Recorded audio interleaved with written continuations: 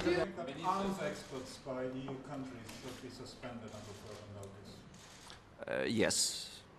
I mean, from the Swedish side, we don't have any. We were exporting, I mean, I looked at it. I mean, go back a couple of years, we had some ammunition for hunting rifles, and we have some reinforced steel last year. But I can assure you that nothing is in the pipeline from our side. And I would assume that no one would export arms in this situation. But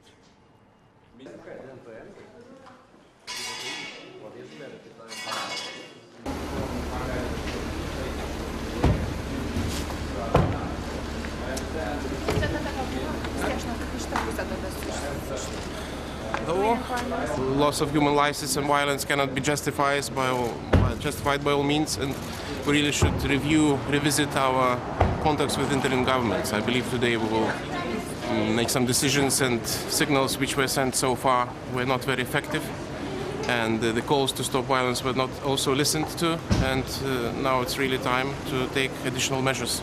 Ik denk niet dat het in Egypte mogelijk is om door één partij alleen maar aan de macht te laten zijn een duurzame oplossing te vinden. Het democratisch pad zal altijd inclusief moeten zijn, zodat ook andere partijen die nu niet meedoen zich gehoord voelen. En de Europese Unie moet haar invloed aanwenden om dat hopelijk dichterbij te brengen. Well, as far as we're concerned, we have to be very clear on condemning the excessive violence we've seen in the last week.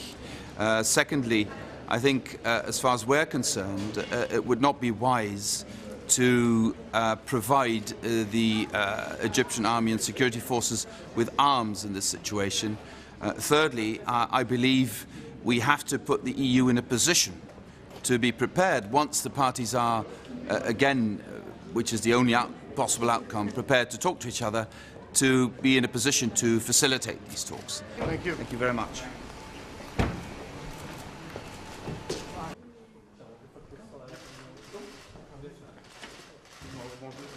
We shouldn't do things against the people of Egypt. We must keep faith with the majority of the people of Egypt. So in the case of the UK, we have suspended our military assistance, and we have revoked export licenses where the goods being exported could be used for internal repression. There are certain actions that we should take.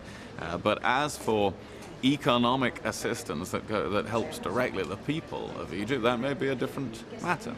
We have to look at that in accordance with the principles of our association with Egypt, our partnership with Egypt. I want to say a word about the reports coming in from Syria about chemical attacks and airstrikes on an area near Damascus. Of course, we're awaiting further information about this, but if verified, this would be a shocking escalation of the use of chemical weapons in Syria. We are determined the people responsible will one day be held to account. I hope it will be made clear that the UN team now in Damascus will have unrestricted access to the area concerned, and the United Kingdom will be raising this at the United Nations Security Council. It's very important.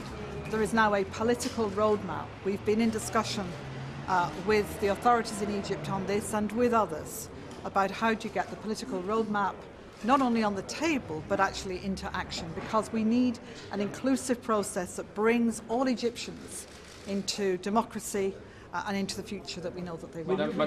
I've been talking with a number of other countries and with the Arab League about how to support Egypt through into a peaceful and secure future, and that's the greatest way in which we can help and support them to do that. Thanks. I'm going to go.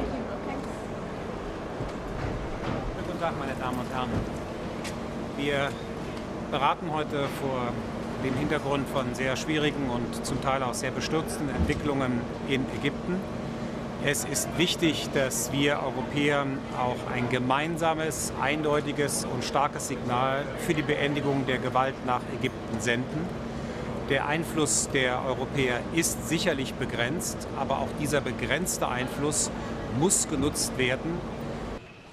We are not on the side of one political group in Egypt. We stand on the side of those people who really want to have democracy, who work for a peaceful inclusive solution. And these are the forces in the Egyptian society which we want to encourage and support. Thank you. Thank you.